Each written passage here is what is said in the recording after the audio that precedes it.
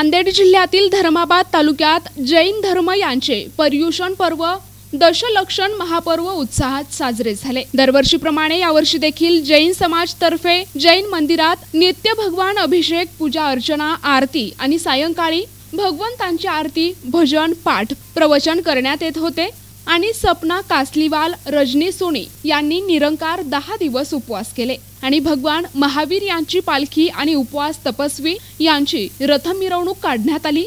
जैन मंदिरात सुनीलजी गोधा, राजेंद्र कासलीवाल, महेंद्र पांडे, संतोष पहाडे, विजय लुहाडे, प्रकाश सोनी, संतोष लोहाडे, संतोष सर, अनुप कासलीवाल, महावीर लुहाडे, चेतन सोनी आणि महिला प्रगती लोहाडे, रिंकू पहाडे, प्रियंका गोधा, निकिता कासलीवाल, चंचल पहाडे, ज्योती जैन, निर्मला परमार, अनिता लोहाडे, रत्ना लोहाडे हे सामूहिक पूजन करत होते।